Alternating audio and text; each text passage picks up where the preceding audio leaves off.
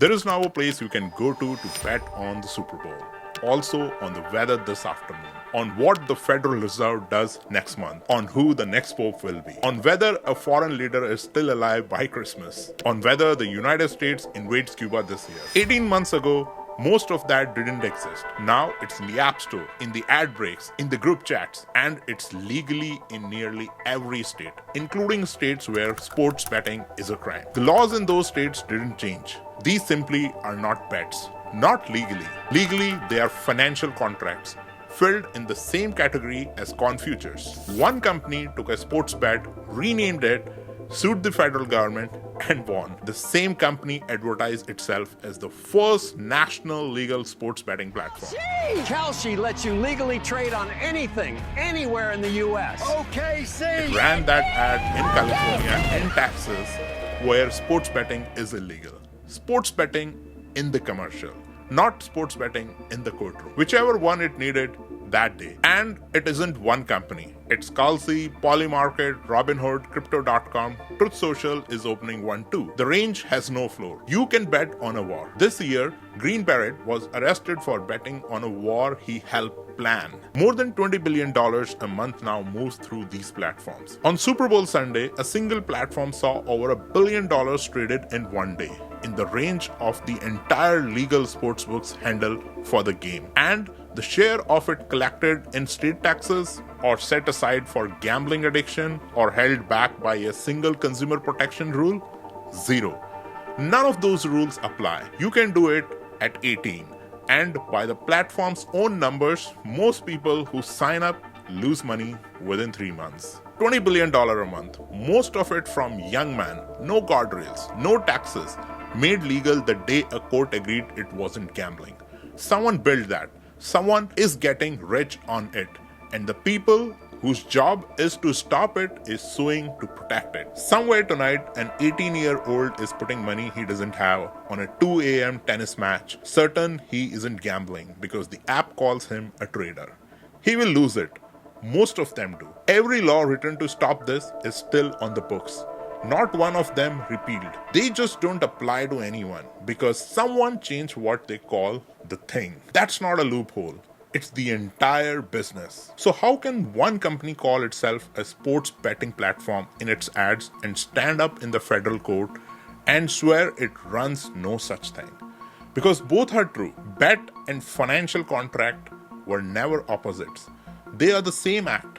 You put money on an uncertain outcome wearing two different names. And in America, those two names lead to two different completely words. Call it a bet and you are in the world of gambling. Gambling is regulated by states one at a time, and the world drags a heavy chain of rules behind it. Licenses, taxes, age limits, addiction programs, everything a century of hard experience taught us to build. Call it financial contract, and you are in a different building entirely. Financial contracts are regulated by one federal agency, the Commodity Futures Trading Commission. The CFTC was built in the 1970s to watch the markets for corn, oil, wheat, to stop traders from cornering the soybean supply. It policies fraud between sophisticated firms. It was never built to protect a retail consumer. There is no one at the CFTC whose job is to keep an 18-year-old from losing his rent. Reclassify a bet from gambling to financial contract, and you don't beat the rules. You leave the building where the rules live and walk into where they were never written. Same bet, same 18-year-old, different regulators, and the new one isn't looking. That's what Kalshi did. It listed a sports bet as an events contract. When a state said, that's obviously gambling, Kalshi don't argue that it wasn't harmful or wasn't addictive. It argued it was a financial product. The CFTC is tough, not the states. And in federal court, it won. Which is why right now the federal government is suing states to stop them from enforcing their own gambling laws. None of this is new knowledge. We have always understood that betting on an outcome you can touch corrupts it. It's why an athlete can't wager on his own game. It's why trading on insider information is a crime. In 1951, betting on papal elections got so heavy, Pope banned it on penalty of excommunication. 4 centuries ago, the church could see the betting on the outcome would poison the outcome. So, the reclassification didn't discover anything. It unremembered something. It took 400 years of hard-won knowledge folded into a single word and made the word disappear from the paper book. Because that was all it took. Not a new law. The old laws are all still standing. Just a new name and a court willing to honor it. Whoever gets to pick what a thing is called gets to pick which rules to apply. And a judge just handed that pan to the house. But renaming the bet did something the court never ruled. It didn't just move the bet to a friendlier referee. It switched off every protection the old name was carrying. And those protections existed for a reason. It started with your team. A money line on Sunday's game, the one thing that had at least been legal somewhere, now legal everywhere. Then it climbed. You could bet the weather, what the Fed would do next, who would win the Oscars, then the elections, then whether a foreign leader would still be alive by spring, then whether the country would go to war, and against whom and by when. In 18 months, the list of things you can put a money position on went from a local football game to just about everything that can happen. Every result, every headline, every death, a market. Something you can be right or wrong about with your rent on the line. And because all of it came in wearing the label financial product, it came in with the safeties gone. No deposit limit to stop you at the bottom of a bad night. No self-exclusion list to sign when you know you have a problem. No warning, no affordability check, no minimum age of 21. Everything a century of gambling had learned to bolt on, cut off in a single move. They kept the machine and removed the brakes. With the brakes gone, the machine does something predictable to the person riding it. Because it counts as investing, you can start at 18, 3 years before any sports book in the legal state would let you through the door. So the platform caught the exact group every gambling law was written to protect: teenagers. And it shows in the numbers. One of these apps now take more bets on college football than on the NFL, more on the college kids games than the pros. That is not a quirk of taste. It's the fingerprint of a customer base that can't legally do anywhere else. That is not a quirk of taste. It's the fingerprint of a customer base that can't legally do this anywhere else. And they lose. By the platform's own admission, most first-year users end up down. Take one real example. An 18-year-old high school senior takes a $500 cash advance on his credit card, sits in a Starbucks for 6 hours trading live tennis on his phone, and walks out $2,200 ahead. For a while, he's a genius. He starts watching every match with money on it. In class, glued to the score, bragging to friends that he is clearing $200 while they take notes. Then it turns the way it almost always turns. He chases one loss into the next and borrows to keep chasing. He will tell you plainly that he was never gambling. He was trading. That wasn't his mistake. It's the product doing exact what it was built to do. Therapist who treats these cases put it simply: the same young man who would ashamed to walk into a sportsbook feels smart opening a prediction market, because the one comes wrapped in the language of research and analysis. The shame was a break too. They cut the one on purpose. None of these means the underlying idea is fake. Prediction markets are real, and serious people have backed them for decades, and that is exactly what makes the rest of it worse. The idea is a good one. When a crowd puts the real money behind its guesses, the average of those guesses can beat any single expert.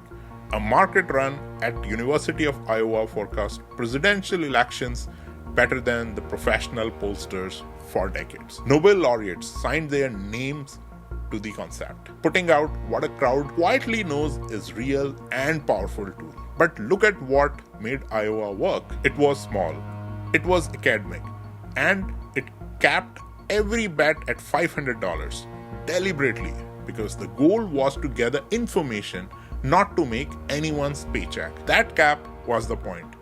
Then look at what got built instead. The same mechanism with the cap blown off. Where Iowa stopped you at $500, The betting apps lets you a single trader stake millions. For the wealthy, goes up to hundreds of millions on one contract.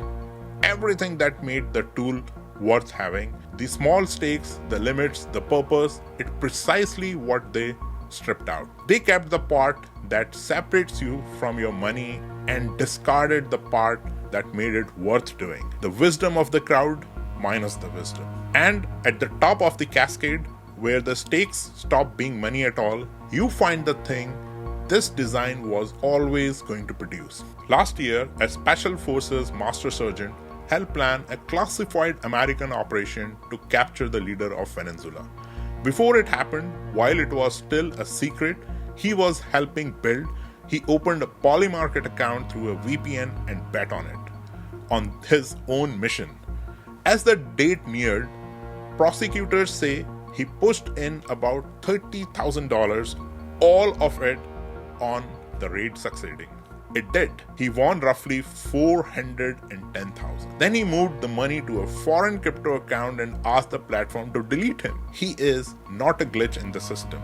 He is the system reaching its destination. 13 accounts made $600,000 on the timing of the strikes on Iran. 7 made $1.5 million on the ceasefire. Someone cleared $500,000 on the death of a foreign leader. Right now, there is over $3 million riding on a single market asking whether the United States invades Cuba. The White House had to email its own staff to tell them not to bet on a war they might be helping to start. And we knew. In 2003, the Pentagon proposed a market exactly like this. People betting on assassinations and attacks to harvest the crowd's predictions. It was killed within a day of becoming public for one plain reason. If you let people profit from an atrocity, you have paid someone to go make that atrocity happen. That was the consensus 20 years ago.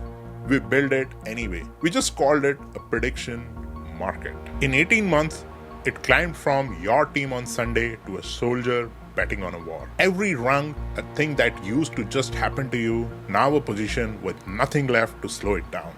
A machine that big, that fast, that guarded, pointed to that many people. Which leaves one question. If it is this obviously dangerous, why is no one stopping it? Start with the argument itself. Everyone is stuck on one question. Is this really gambling or isn't it? Lawyers argue it, states argue it, the platforms argue it hardest of all. As long as it stays unsettled, the machine runs. The confusion isn't a side effect of the fight. It's the price. As one open question is a green light and the people making $20 billion a month have every reason to keep it open forever. So, who is supposed to settle it? On paper, the referee is the CFTC, the agency that now holds jurisdiction over all of this. Its chairman has publicly called these products options trading. He's writing the industry's new rule book, and by every account, it will be a soft one. And his agency isn't suing the platforms, it's suing the states to stop them from stepping in. The cop assigned to the case is out directing traffic for the getaway car. Asked whether the CFTC was even built to handle this, one senior answered, "It does not seem like a core competence." It helps to know who's in the room. The president's son is paid advisor to both of the biggest platform and an investor in one.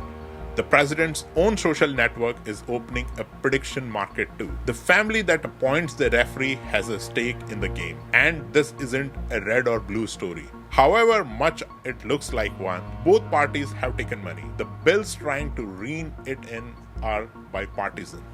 A Democrat and a Republican on nearly everyone. This is a regulatory capture, and the capture has no party. It just follows the money to whoever is holding the pen. The president himself asks about the soldier who bet on the war. The whole world, unfortunately, has become somewhat of a casino.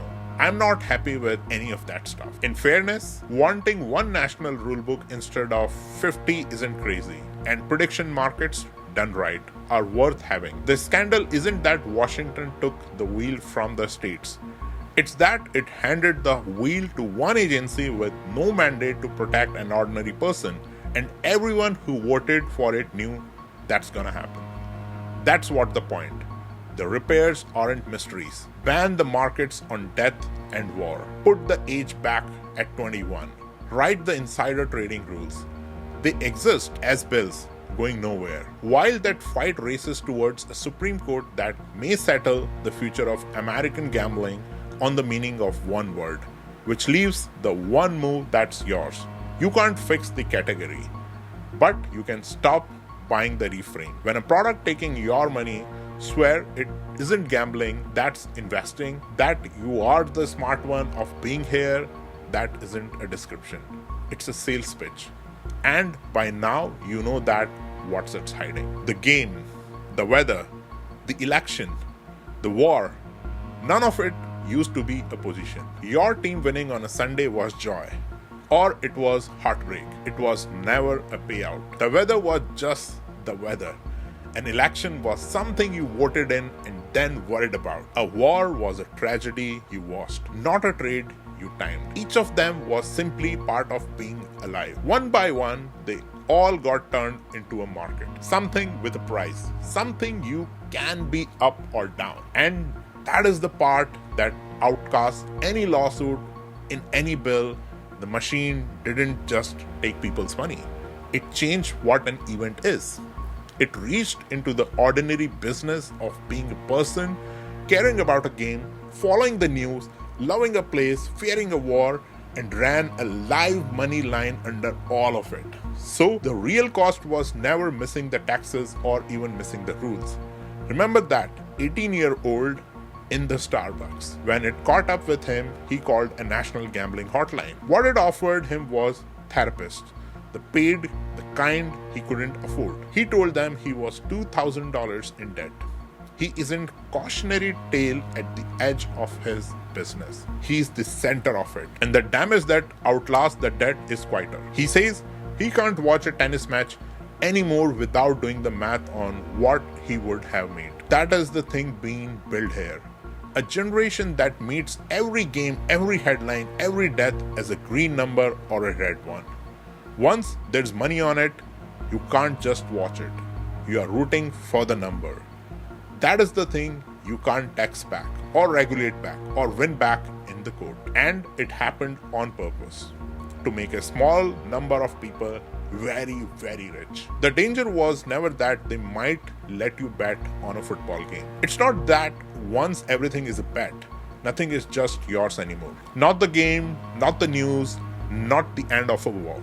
And on the other side of every one of those bets sits a house that wins whether you do or not. The next time something you just cared about turns into something you can win or lose money on it, you'll feel it, the little pull to check the odds.